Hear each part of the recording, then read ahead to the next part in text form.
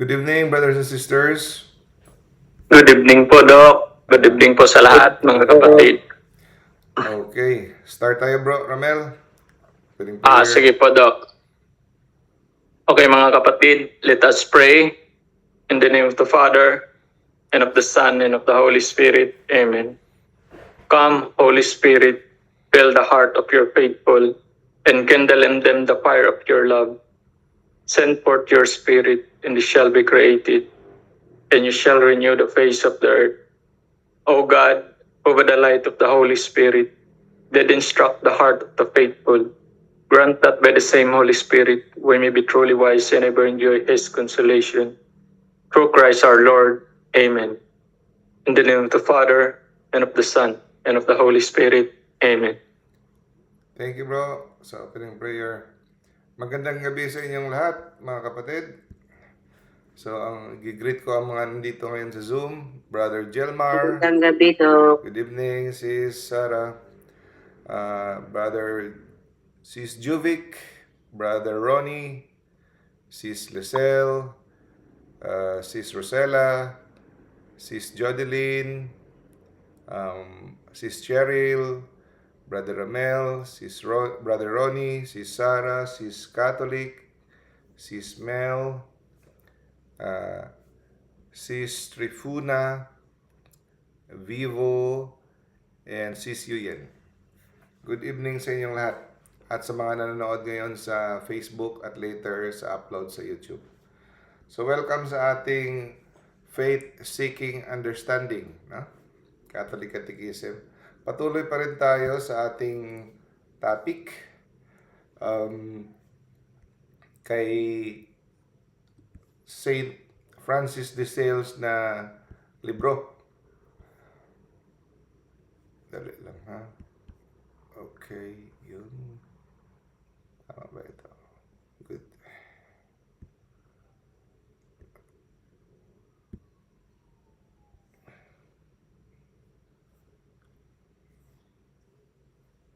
Oh, maliit. Adjust ko lang tong kwan ha. Medyo bakit siya maliit? Bakit nagiging maliit ito? Ang book ng lahat at ang book ng lahat.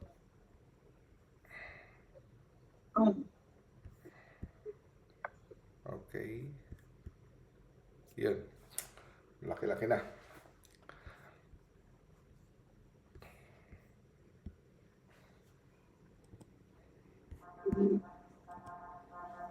Itong librong ito mga kapatid, no? Galing pa rin sa libro na Simplicity of Life from the writings of Saint Francis de Sales. So, hindi lang pala tatlong part itong lecture natin, magiging 4 kasi medyo mahaba. So, pangatlong part ito. Meron pang part 4.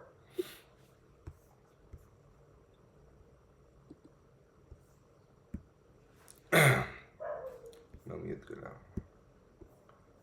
Mute. Retreat and preparation for death. So, ang sabi ni St. Francis, ewan ko ba kung naabutan niyo pa yung relo na tinitwist, yung parang laruan na winawind, di ba? Ako naabutan ko pa yung relong yun, no? Once a day or nung una talaga, twice a day pinipihit, no? Winawind. Kasi nagdedepende kasi yung mga relo dati sa spring sa loob. Kahit nga yung wristwatch, inaano mo, pinipihit mo siya, no? Winawind mo. Parang yung laruan na may tornilyo na iniikot mo, di ba? Iniikot mo kasi para maano yung spring, no? So, yun nagbibigay ng buhay ng papaikot ng oras dati. Ngayon, mayroon ng automatic, mayroon ng quartz, hindi na tayo kailangan pihitin, no? So, noong una, abutan ko pa yung alarm clock ng daddy. So, dapat iikutin mo siya. Ang naabutan ko, once a day na lang. Dati, nung matagal na, nung matagal na panahon, twice a day. Eh, matagal na itong sinulat ni St. Francis, kaya ito yung example niya. Kahit daw ano kaganda ng orasan o relo, kailangan mo siyang ikutin twice a day, morning and evening. Baka magtaka kayo bakit ganoon yung example niya. Yung kasi yung orasan nila dati. At para maganda ang kanyang performance, manatiling tama ang oras na ibibigay niya, once a year daw ang relo, dapat aanohin mo, no? Disassemble mo. Tapos lilinisin yung mga kalawang sa loob. Ganon dati yung mga ano, no? Yung mga orasan. Kagaya din sa tao. Para daw parating ma-attune ang ating puso sa Panginoon, kailangan nating twice a day, no? Morning and evening. Kaya nga requirement sa atin, turo ng simbahan, importante magkakasala tayo pag hindi tayo nag-pray in the morning at hindi tayo nag-pray in the evening before tayo matulog, no? The rest is optional, pero we commit venial sin if we do not pray in the morning and if we do not pray in the evening. Yes. It's a venial sin not to pray in the morning and evening. Kala nila kasi yung prayer pag optional lang, no? Pag hindi ka nakapag-pray, ano siya, ng hindi kasalanan, optional. Nagkakasala po tayo, no? Pag hindi tayo, we omit morning and evening prayer. And also, before meals.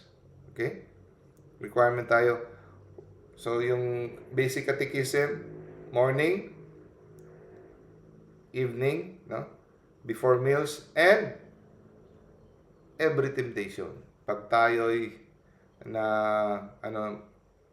nakaharap ng mga temptation, no? Pagsubok. Okay. And also, kagaya ng relo na disassemble once a year para i-check yung mga kalawang, sa tingin ko, ang tinutukoy dito ni St. Francis ay yung Lent. Once a year, we should examine our hearts carefully, correct our faults, and renew their spiritual life. Ito yung pag-disassemble ng relo, check yung mga kalawang. Kaya meron tayong once a year na Kwaresma. Doon tayo nag-ninilay, nag-fasting, nag-repentance. So, parang relo din tayo para parate, constant ang ating heart ay nakatuon sa Panginoon. No? So, pag ginaya natin ang practice na ito, mare-restore ang ating lakas. No? Maibabalik ang ating lakas. Kasi habang dumadaan ang panahon, di ba, kung naalala nyo, nung panahon na nagpasya kayo na maging seryoso sa pananampalataya, at iwaksi ang mundo, di ba? May honeymoon stage, parang ang lakas-lakas mo kay Lord, ang sarap ng feeling, tapos parang ang bait-bait na, tapos disiplinado tayo sa prayer, habang tumatagal, humihina, di ba? Minsan, pumapasok na naman ulit yung mundo, kabunduhan. So, para mabalik ang lakas natin, gawin natin to. No? Once a year, at least, ma-renew ang ating mga good intention. Pansin mo, parang maalala mo, maisip mo, parang ang bait-bait ko nung panahon nagpasya akong nung nakarinig ako ng sermon, nagpasya akong balik loob kay Lord, pero ngayon parang wala na. Kasi, ganun talaga, mag-fade. Kailangan nating pihitin ulit, no? Parang relo na hugto na to ang screw, ang spring, no? I-tighten ulit. At dahil tayo ay nabubuhay sa mundo at marami tayong nakakasalamuha mga affairs dito sa mundo, siyempre, maapektuhan talaga tayo. Hindi pwedeng parang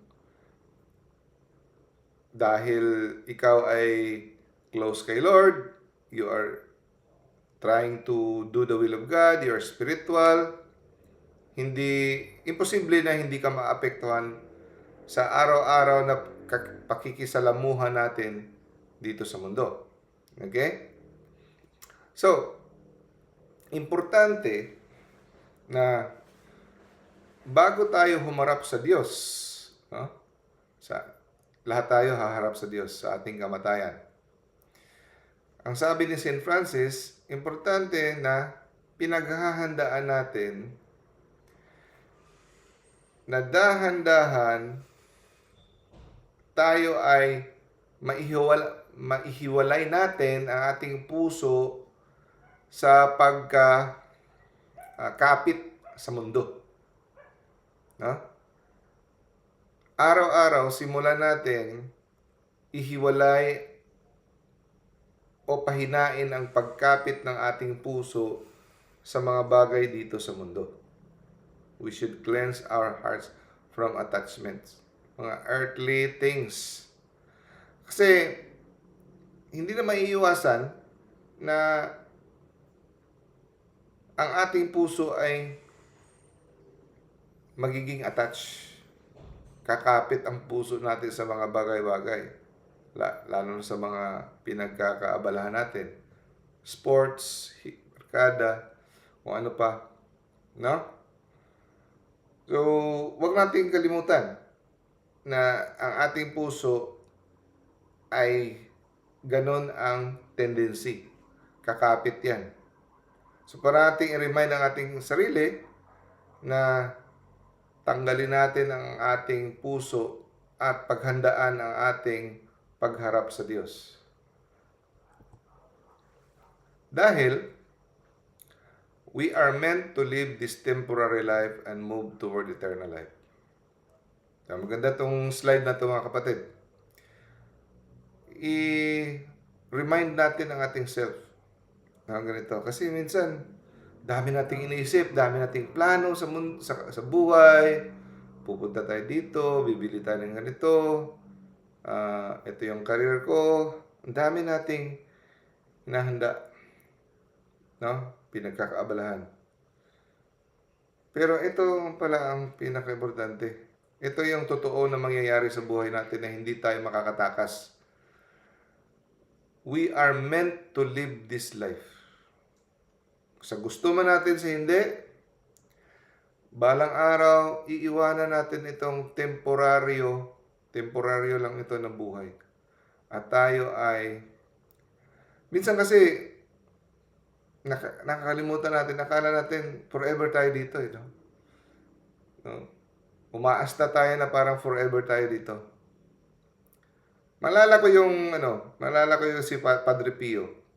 Nung binisita siya ng kanyang followers, ng spiritual children niya sa kanyang kwarto, no, namangha ang bisita dahil wala siyang mga furnitures.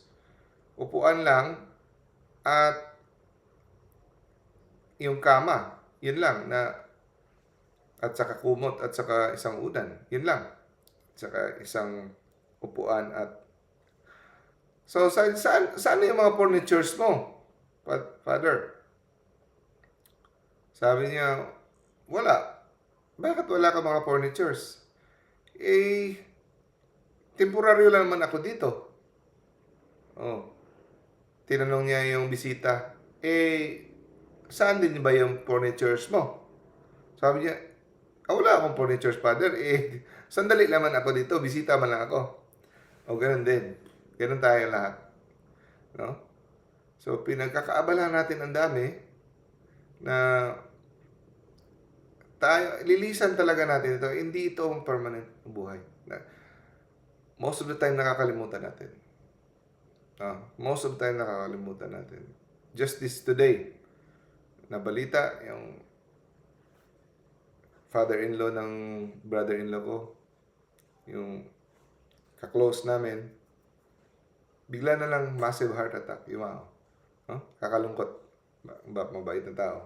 So, nung ilang buwan, nag-uusap-usap pa kami, ngayon, wala na pala siya. So, ganoon, no? So, dapat, simulan natin pahinain ang kapit ng ating puso sa mga bagay dito sa mundo, sa mga nilikha. No? I-advance natin. No? Kasi alam natin na ang life natin dito limited. No? Hindi natin alam kung kailan kukunin tayo. Maraming paraan na tayo kukunin. Malunod, bangungot, heart attack, mabundol, aksidente sa kotse, mahulog, marami. No? Stroke, ano pa. So, kasi, pag hindi natin tinanggal yung kapit ng ating puso sa mga nilikha, magpapatuloy ito sa purgatorio. Kasi sa purgatorio, no, sinusunog ang kaluluwa para matanggal yung mga impurities, yung mga carbon, para magiging pure ginto. So, ano ang ginagawa sa purgatorio? Tinatanggal ang lahat ng kapit. So, you die in the state of grace, di ba? Namatay tayo sa state of grace. Ligtas tayo. Doon tayo sa purgatorio kasi ligtas tayo. So, yung mga hindi namatay sa state of mortal sin, hindi sila makapasok sa purgatorio. Okay? Kung namatay ka na walang kahit konting kapit ang iyong puso sa mga nilikhang mga bagay, perfectly detached, at doon lang talaga naka-angkla kay Jesus, straight to heaven. Yun ang mga straight to heaven. Pero pag namatay ka na with sanctifying grace, ngunit nakakapit pa ang puso mo sa mga nilikha, mga bagay-bagay dito, lilinisin yan sa purgatorio. So yun ang purpose ng purgatorio. Para masabi natin 100% with all honesty that we love God with all our hearts, all our minds, and all our strength. Posible ba dito sa mundo magawa yan? Posible. With the help of God. Nagawa yan ng mga saints. Maraming saints na namatay straight to heaven. Okay? Kasi kinalimutan nila ng sarili, focus to God. Okay? So, yun ang ating goal dito lahat sa ating meeting. No? Lahat tayo. Magtutulungan tayo, pray for each other, na ma-reach natin yung goal na yan.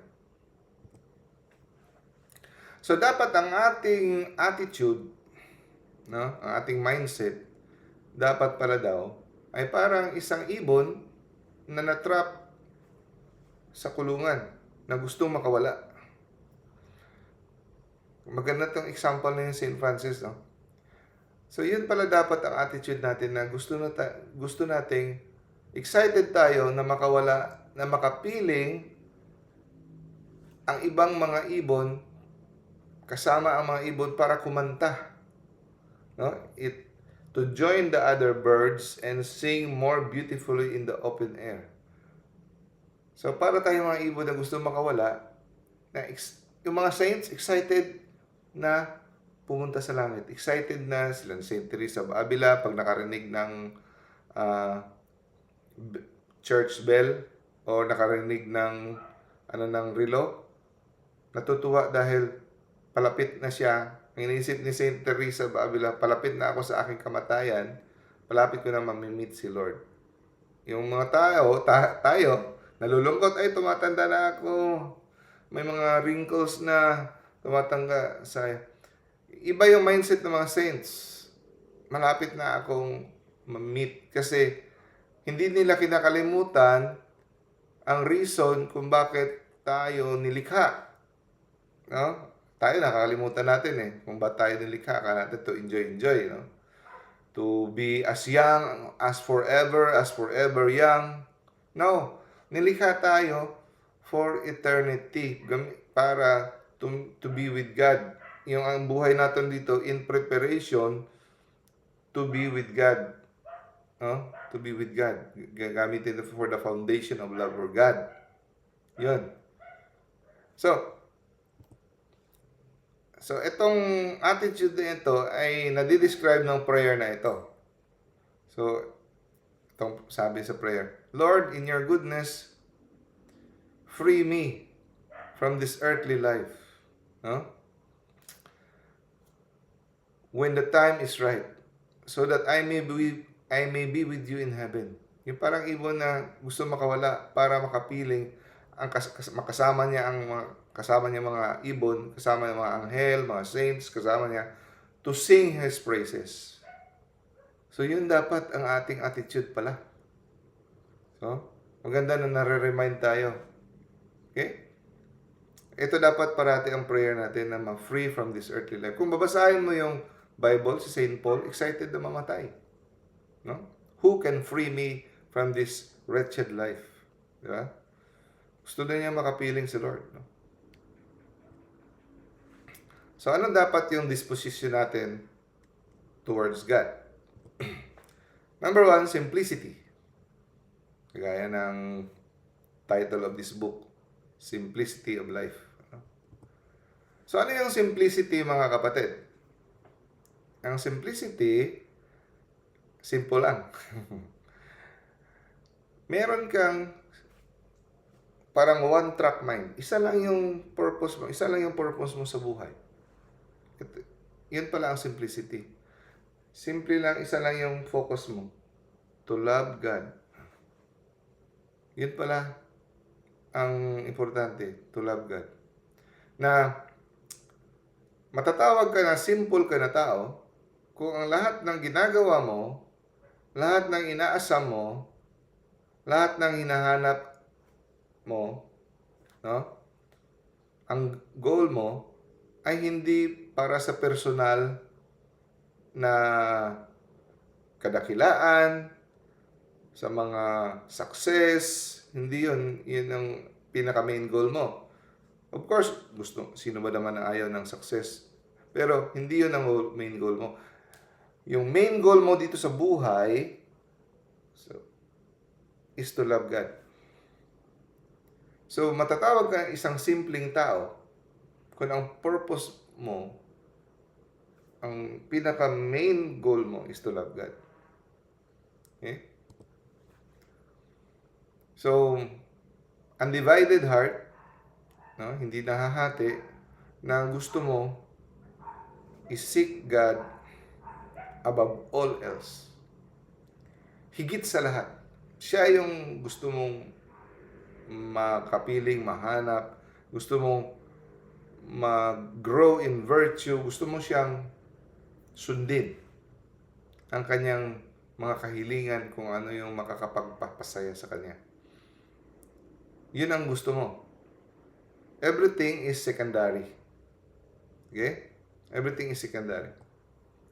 So, tularan daw natin ang mga kalapati, mga dove.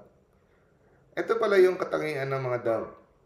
Faithful pala ang dove. Kaya parati silang ginagamit na example sa mga kasal-kasal. Kasi pala ang dove is faithful to one mate only. Faithful pala sila. At kontento lang ang isa't isa na makapiling ang isa't isa. Yung mga love birds, mga dove, no? It is content just to remain close to the one it loves. Yun lang kanyang contentment sa buhay. Na maging kalapit o maging kapiling ang kanyang minamahal. Simple lang ang happiness ng dove. So, gayahin daw natin ang mga dove. No? So, in the same way, ang totoong paraan sa pagmahal sa Diyos, no? So, paano ba natin mahalin ang Diyos? Minsan napaka-vague, no? Parang, so, ang konkreto na paraan na mahalin natin ang Diyos ay gugustuhin natin at gagawin natin kung anong makapagpapasaya sa Kanya. Yun pala ang totoong pagmamahal. So, sisikapin natin gawin ang lahat na sa tingin natin makapagpapasaya sa Kanya. Yun pala ang pagmamahal. Hindi lang yung, maganda yung masunurin tayo, gagawin natin ang Kanyang mga kautusan. Pero mas malalim pa talaga na ginagawa natin yon kasi gusto nating mapasaya siya. Gusto nating mapasaya ang ating minamahal, to please Him. Yan pala ang pinaka-konkreto na pagpapakita ng pagmamahal. Hindi lang yung sinusunod mo lang kasi kontra gusto dahil ito yung magagalit siya pag hindi natin ginawa. Gusto natin parati makita siyang nakasmile. No? Di ba? Naranasan niyo na yan? Sinusunod niyo yung parents niyo, pero nagdadabog ka. Sinusunod mo nga, nagwawalis ka nga, pero nagdadabog ka, sa tingin mo mag-i-smile ang parents mo? Malulungkot. Nagwawalis nga, maghuhugas ka na pinggan, pero nasasaktan, nakikirot ang puso ng parents mo, sinusunod mo. Nasisihan ba siya? Sisihan konti, pero hindi labis. Di ba? Ganun din dapat tayo. So, we should seek to please God above. No? At hindi lang yon, ang pinaka masayang parte ng buhay natin na makontento tayo na andun tayo sa Kanyang presensya. So, dalawa. Gawin natin dahil gusto natin siyang maging masaya. Pangalawa, tutunan natin na maging makontento sa Kanyang presensya. Paano ba tayo magiging andun sa presensya ng Diyos? Prayer. Every time we pray, we are in the presence of God. Happy tayo na andun tayo sa Kanyang tabi. No? So, obedient ka nga, hindi ka man nagpe-pray. So, kulang ka. Hindi ka nag-enjoy sa Kanyang presence kung saan-saan mo hinahanap. No? So, kagaya ng mga bata. So, bakit ba ginagawang example ni God na kung gusto mo makapasok sa kaharian, dapat magiging kagaya ka ng isang paslit. Kasi, ang bata, no? Obserbahin niyo yung baby. Isa lang yung gusto niya. Of course, may ibang baby na gusto nila ng daddy, pero for the sake of example, isa lang yung gusto niya, yung hindi siya mahiwalay sa mama niya. Ihiwalay mo sa mama niya, iiyak, di ba? So, yung pinaka-love, napaka-innocent din ng bata, mama niya lang talaga, mama. Di ba? Tapos, kung ano mang ibibigay ng nanay niya, no? Tiwala siya. Saan siya ilalapag, kung ano man, nanay, no?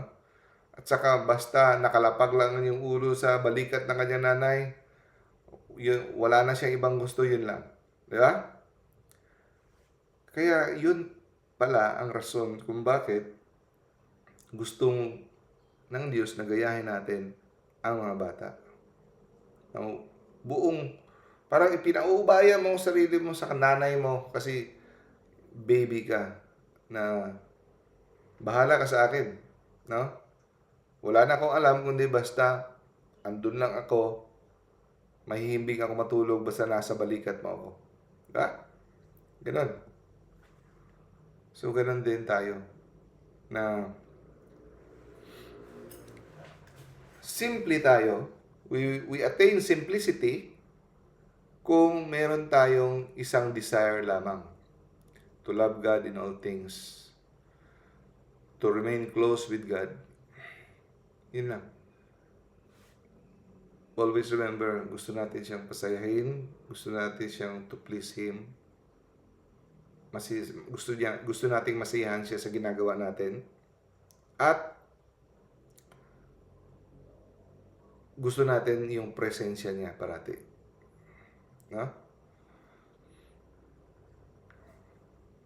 So, a soul that trusts God completely, leaving all worries and concerns in the hands of its Heavenly Father. Lahat pinapaubaya mo sa Kanya. No? Na siya ang bahala sa akin. So, ang bata, pansinin nyo, yung batang maliit, paslit. Pag naglalakad sila, kasama niya yung kanyang mga magulang, parents niya, no? Wala siyang inaalala. Wala na siyang iniisip. Kasi, sagot ako ng nanay ko saan kami pupunta. Sila bahala sa akin. Hindi siya nag-iisip anong kakainin ko mamaya. Usually mga 2 to 3 years old. Di ba? 1, 3. Hindi nag-iisip yan anong kakainin ko. Basta, alam niya, kampante ako na papakainin ako pag nagutom ako. Itong mga parents ko. Walang iniisip.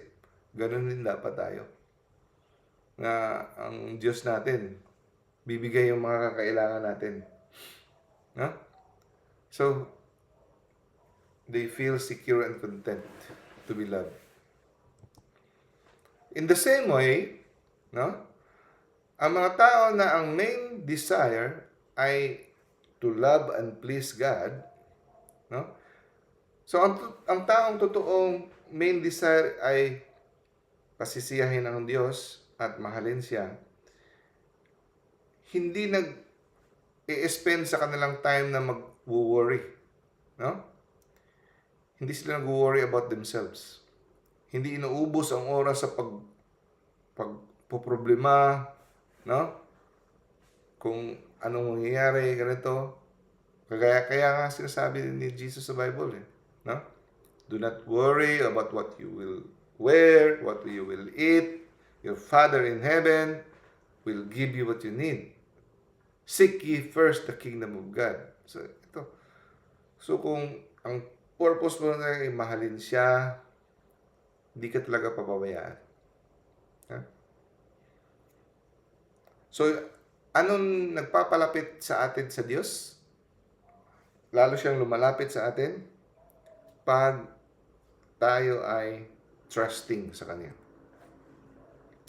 So, humility, pagpakumbaba, meekness, simplicity, ito yung mga katangian na gustong-gusto ng Diyos sa atin. No? So, kahit tayo ay nakatira sa mga maingay, busy, stressful, na napapalibutan tayo sa mundo ng ganito, no? Rest your heart to God. Practice simplicity. Pag gusto mong maalala kung ano yung meaning ng simplicity, is simple mind. One goal, to love God. Yun lang ang goal mo, to love God, that is simplicity. Number 2, confidence. Confidence ay ikaw ay nagtitiwala. Ha? Panatag ang loob mo. Confident. Panatag ang loob mo. So, pansinin niyo yung bata. Pag naglalaro sila naglalakad sila, binubuhat siya ng kanyang nanay, tapos usually, pag mga bata, mga 1.5 year, marunong na maglakad, bago pa matuto. No? 1.5 year to 2 years. Doon sila sa plaza, naglalakad. Ilalapag niya, maglalakad lang din ang bata. Hindi siya nag-iisip hindi siya nag-aalala kung saan sila patungo. Basta, tiwala lang siya sa nanay niya. Tapos kung dadaputin siya ng nanay niya at kakargahin ulit, okay lang din sa kanya. No? Ilalapag siya palakad, lakad lang din siya. Diba? So, hindi siya kung saan ba tayo? Walang iniisip yung mga batang paslit na gano'n. Kung saan siya palalakarin, lakad lang din siya, kukunin siya. Gano'n din. In the same way, ang taong panatag ang loob sa Diyos, hindi nag-worry sa future. Ano mangyayari? So, kung ito, baka mamatay ako, baka magkasakit ako, baka ganito, no? Hindi problema, no? Ayan, so, what if, no? So what? So what kung magka-cancer ako? So what kung ganito? That is the plan of God, that is the will of God. Papaubaya ko ang sarili ko kay Lord. As long as ang goal ko ay mahalin ko siya, sunod-sunod ko ang gusto niya. Yun ang importante sa akin. Okay? So, according to His will. Kasi pag gano'n ang mindset mo, you don't want to control, ang mindset mo ay papaubaya mo, magbabago ang buhay mo. Magiging peaceful ang buhay mo. No? Kasi, ang importante dito sa buhay, ito ay iiwanan natin ang buhay na ito. Walang forever. Ang forever lang ay sa kabilang buhay with God. Yun lang, forever. So, kagaya ng ina, no? Ginaguide natin ang ating mga anak. No? So, sa tingin natin, kung medyo ang daan hindi naman delikado, hinahayaan natin siya maglakad. No? Hindi na, binibitawan natin maglakad. Hindi natin sila hinawakan. Pero kung sa tingin natin medyo delikado, matatalisod siya, hinawakan natin, di ba? Hinawakan. Pero kung dahil sa kahinaan ng bata, na parang hindi niya talaga kaya, binubuhat na natin. Yeah? Ganon din si Lord. Pag sa tingin niya, kaya natin, hinahayaan tayo. Pag medyo delikado ang daan, hinahawakan niya tayo. At kung ano talaga, binubuhat din na tayo. Naalala niyo yung footprints in the sand? Nagreklamo siya na pag okay ang daan, 2 footprints na nakikita ko. Kasama kita. Pero pag mahirap na ang buhay, bakit 1 footprints na lang? Ako na lang mag-isa. Sabi ni Jesus, no, hindi mo footprints yan. Footprints ko yan. Yung 1 footprints na nakikita mo, sa akin yan, hindi yan sa'yo. Bakit? Sana yung footprints ko. Yun ang panahon na binubuhat kita. Kaya 1 footprints na nakikita mo kasi binubuhat na kita. Ganon. So, si God, patuloy niya tayong sinusuporta, inaakay, no, pinapalakas, depende sa ating kinakailangan. No? Lahat ng tao, iba-iba ang kailangan. So, naka-design kung ano ang ating weakness, ano ang ating strength, depende kung ano ang ating ano. So, He meets us where we are. No? So, kagaya ng manok, yung mga chicks, yung mga inahin, very safe, no? Sa ilalim ng kanilang pakpak ang mga chicks. Ganon din tayo sa kanyang providence, divine providence. Ano man yan, ipaibaya natin ang ating sarili kasi ang pinaka-importante sa atin is eternal life. No? We should rest our hearts under God's loving care. Simplicity, next, confidence. Yun ang gustong-gusto ni Lord. Confidence sa Kanya. Ano ang resulta, mga kapatid, pag sobra tayong nag-iisip-isip kung anong mangyayari? praning, di ba? Nagiging paranoid tayo, stressful, depressed. Kaya karamihan ng ating mga stress dahil sa ating walang confidence kay God. No? So, tingnan niyo yung bata. Yung baby, pag kukunin na ng, for example, doon sa kanyang nanay, tapos may ginagawa ang nanay. So, sabihin niya, kunin mo nga ito, ilagay sa crib. Di ba, humahawak, hawakan yung leeg mo, hawakan yung buhok, ayaw humiwalay sa kanyang nanay. Di ba? So, kung matanggal yung isang kamay, doon na naman kabilang kamay, maghahawak.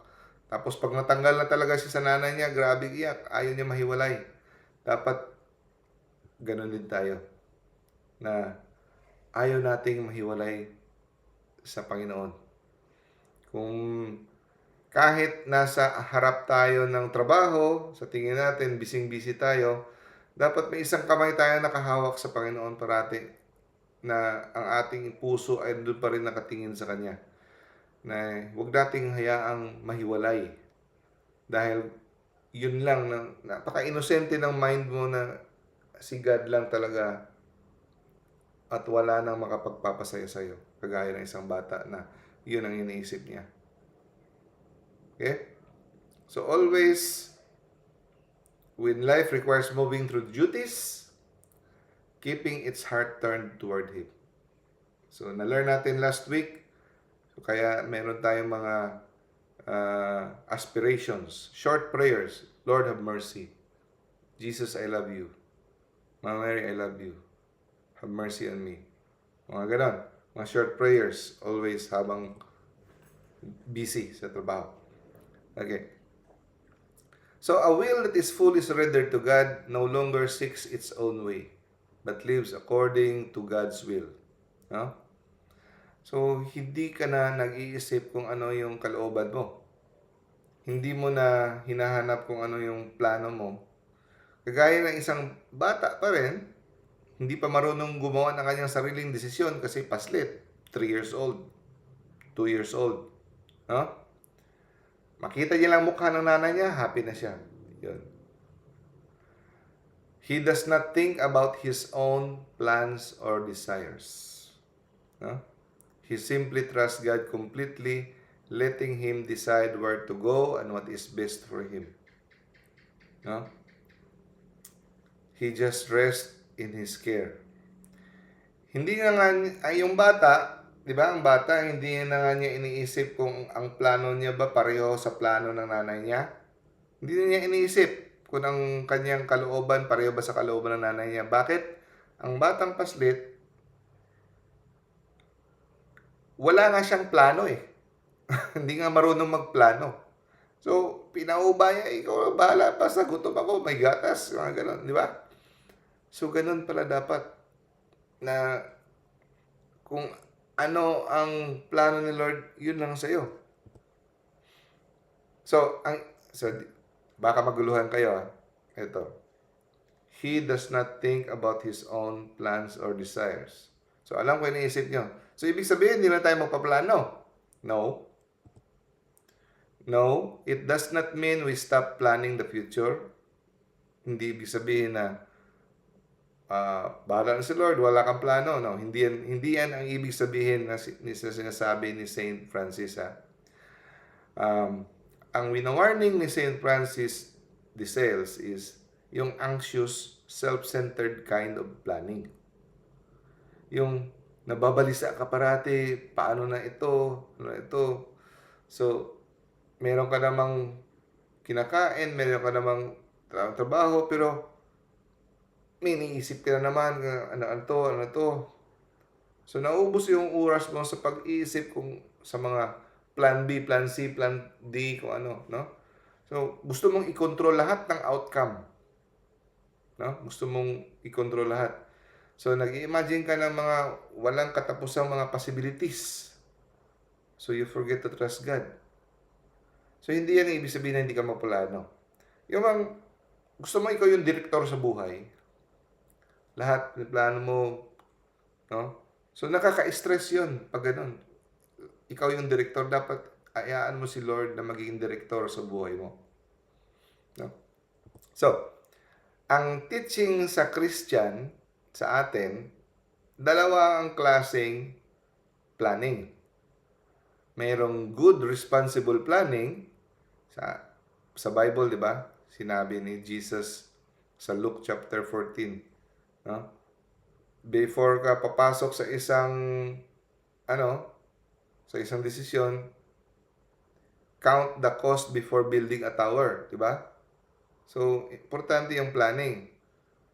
Sabi ni St. James, pag nagplan ka, sabihin mo, if the Lord willing, papatay ako ng bahay, pero sabihin mo, if it is the will of God.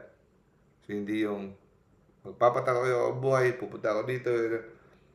Always sabihin mo kung ito ay kalooban ng Diyos. No? I will do this, I will do that. So, importante ang planning. Okay?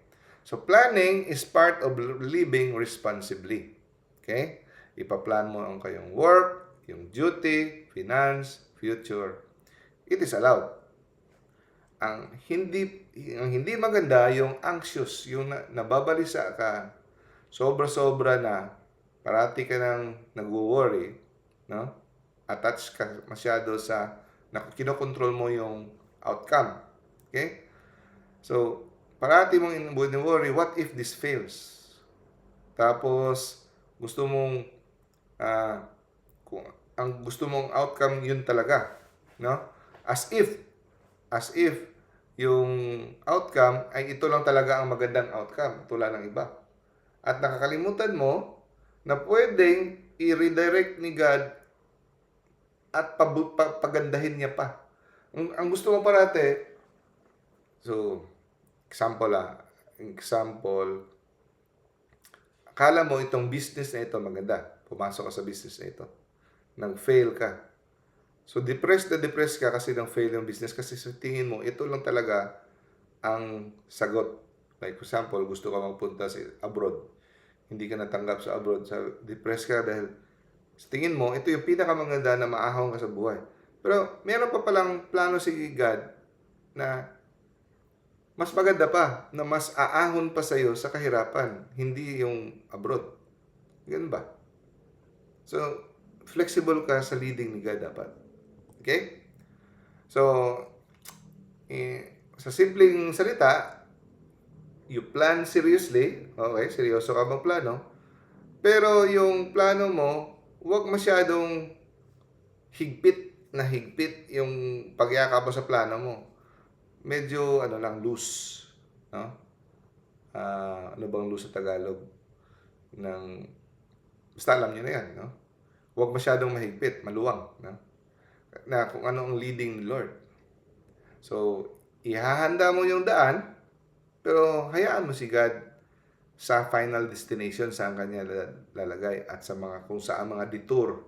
Kung ipapadetour ka niya, no? Hindi yung fix ka talaga, ito lang talaga, daan. Okay? So, in simple terms, hindi ibig sabihin na walang plano. Magplano ka, but with trust, not anxiety. Mag-effort ka, pero surrender. Effort with surrender. Okay? Number 3, tranquility. Tranquility. Anong ibig sabihin ng tranquility? Ang loob mo ay yung peaceful. No? Relax ka. Dahil yun ang resulta ng panatag ang loob. Pag panatag ang loob mo, peace of mind ka. Ito yung product, tranquility. Di ba? So, sabi niya, as much as possible, try to keep your soul peaceful and calm. So, kung maaari, sikapin mo na maging kalma ang iyong sarili, ang iyong kalooban, peaceful. Kasi the peace is a sign of Jesus, di ba? Peace be with you. Kaya nga, parang yung mga saints, wala na ka nakikita ng mga saints na hindi ko lang alam correct me if I'm wrong, pero hindi katangian ng isang saint yung praning. Yeah? Yung mga praning, mga depressed. Meron siguro dumadaan na isang stage, yung dark night of the soul na nalulungkot yung mga saints. No? Pero, hindi ito yung nag-identify sa isang saint. So, sikapin natin maging peaceful and calm. No? So, begin as soon as you wake up. Pagising daw natin in the morning, gawin mo yung mga gawain mo quietly. Iplano mo ang, ano, sa tingin mo, ay, mamaya pupunta pala ako dito. So, yung mga ipaplano mo. And, wag mong hayaan na maging, no, ang kanyang isipan mo ay napakawatak-watak. Avoid become scattered and restless. No? So, throughout the day, i-check mo ang iyong sarili kung kalma ka pa ba o hindi na. Okay? Pag nakita mo na wala ang peace mo, sikapin mong mabalik ang iyong peace. Okay? Paano? Example, in the morning, before leaving the bed, no? Mag-pray ka. Today, I will plano ka, no?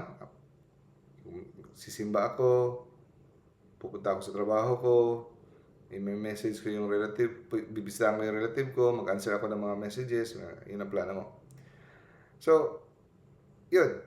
Hindi yung nag-i-imagine ka ng mga worst case scenario. Huwag ka magsimula doon sa mga mag-iisip ng mga worst case scenario. No?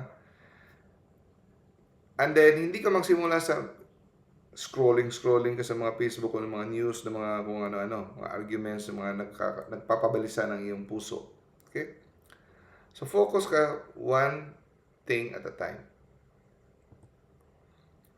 So, syempre, may mga surprises sa araw. Hindi naman parati smooth yan.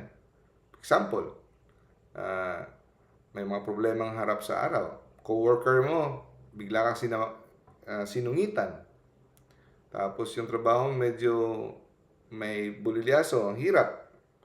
Yung may plano kang hindi na nangyari ayon sa kagustuhan mo. Siyempre, mga setback, no? At napansin mo na parang, nagsisimula ka na babalisa, my peace is gone. So, take a deep breath, and then ask for the help of the Lord.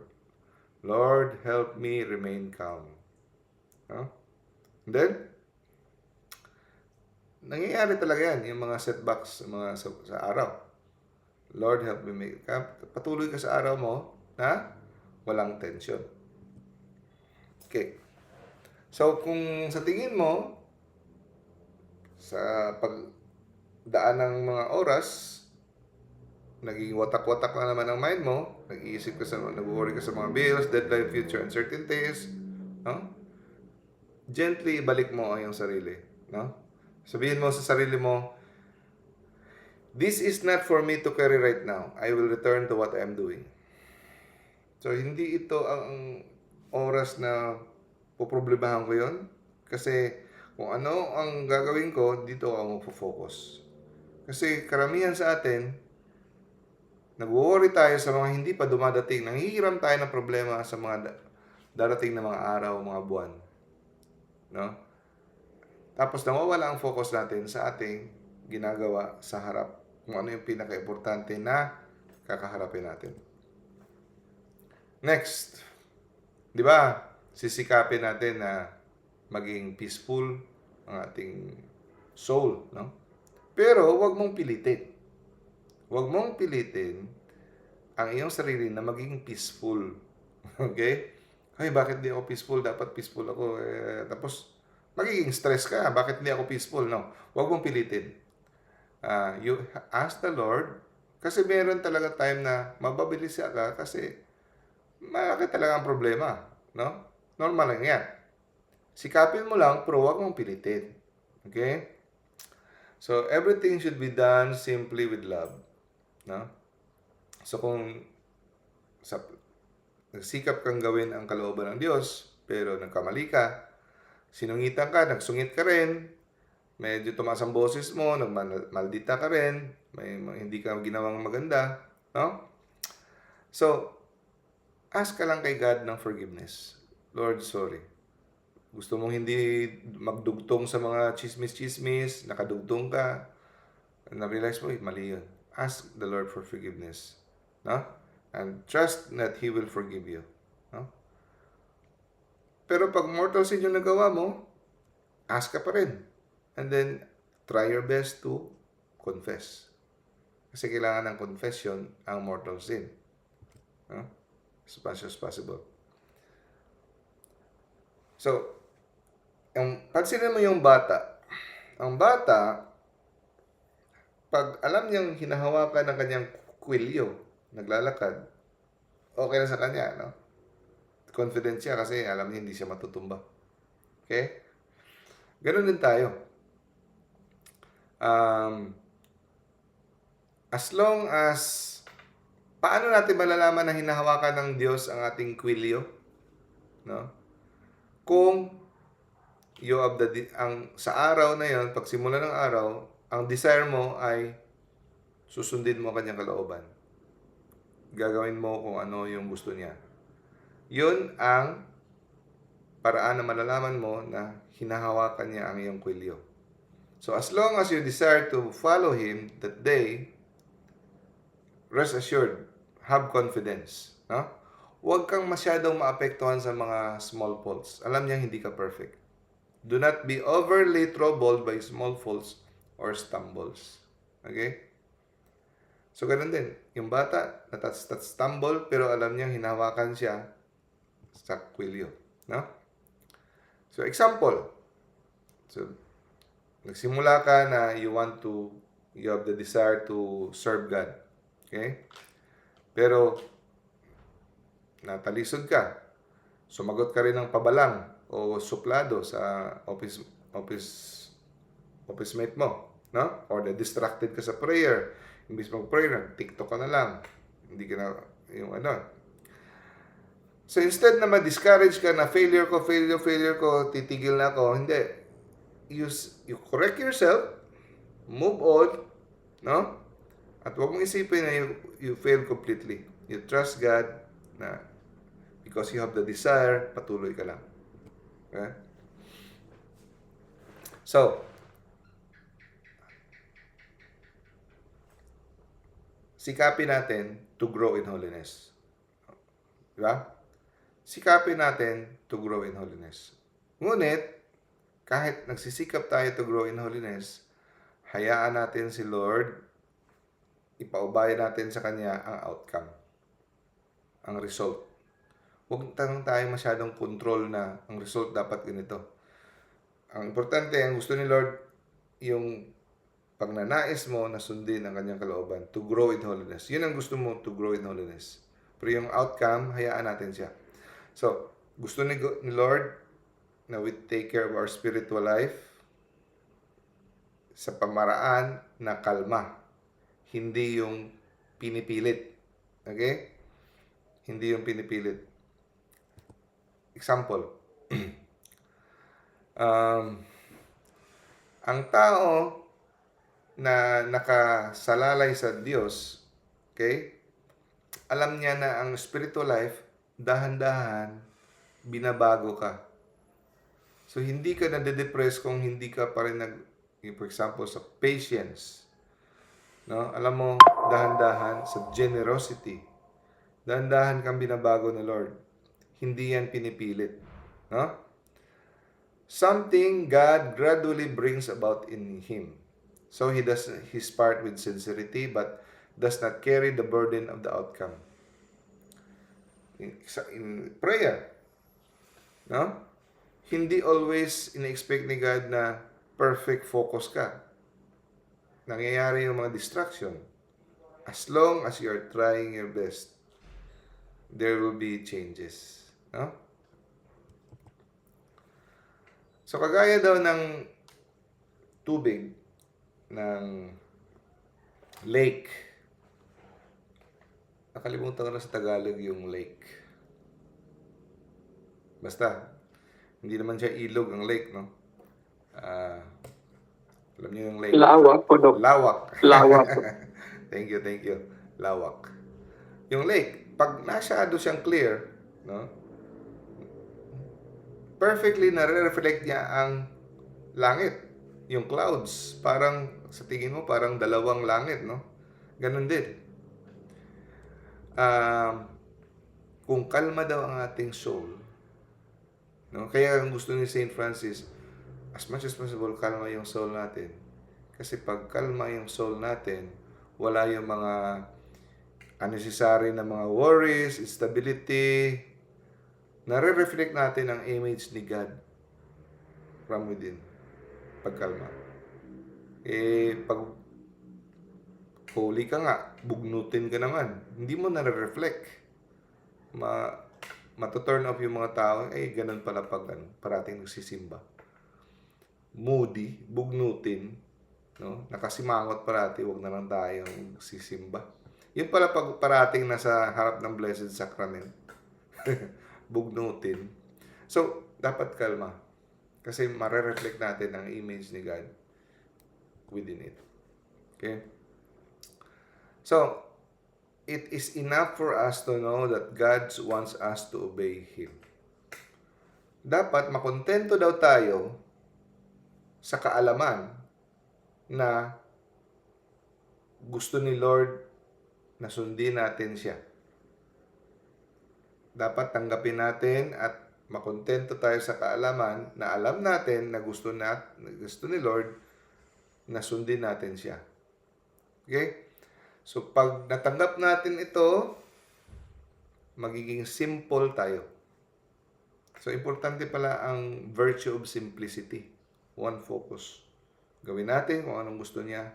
No? So, sa paraan na ganyan, magiging kalma tayo. Ang obedience natin ay magiging calm. Kanais-nais sa harap ng Diyos. Kalugod-lugod sa kanyang paningin. Yung calm obedience. Example.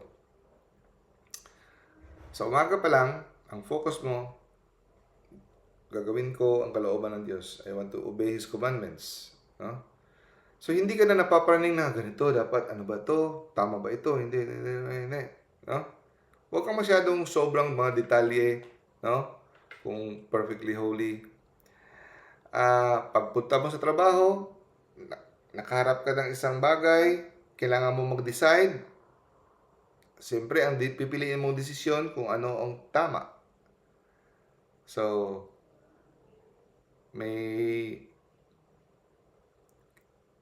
may temptation na mag-bribe, may temptation na paboran mo isang tao. So, sabihin mo, mali ito, hindi ito. Ito yung tama. So, kada sitwasyon, pipiliin mo lang kung ano ang gusto ni Lord. Yun lang. Yun kasimple.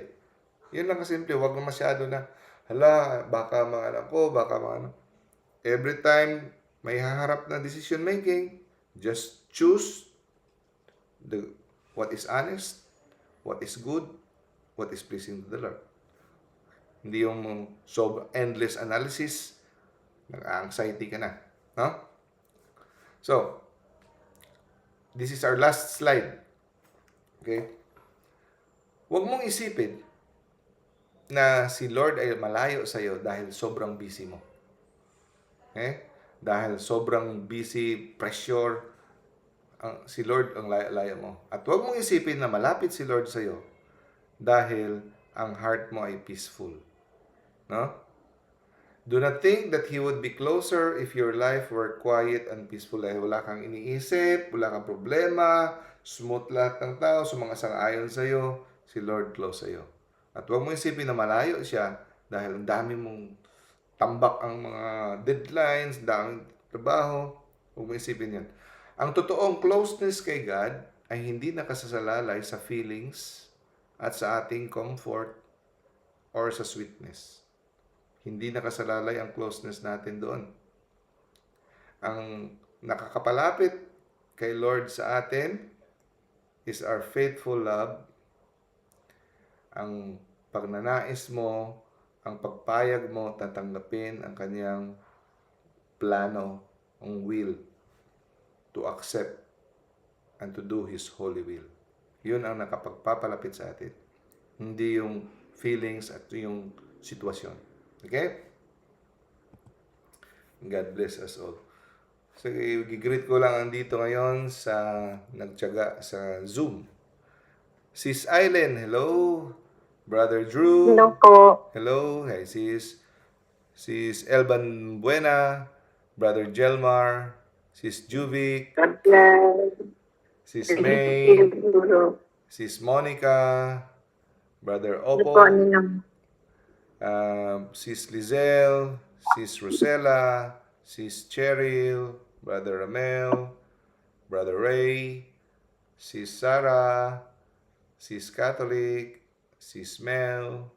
Sis Trifuna. And Sis Yuyen. Okay. So, sinong gusto mag closing prayer? Sis Elban Buena, ang ganda ng smile mo. Gusto mo mag closing prayer? Or picture lang ito? Hello? Baka wala. Yun. Hello, Donnie. Sis?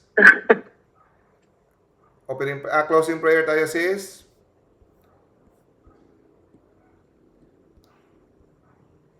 Sino yun? Sis. Hello, Doc. Okay, open yung mic mo, sis. Closing prayer tayo. Sino yun? Wala. Hello?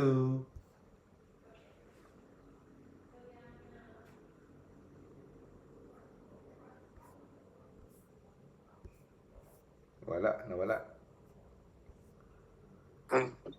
Hello, Doc. Hello. Hello, Si- Doc. What is your name? Hindi ko makita kung sino nagsasalita. Trifuna po, Doc. Ha?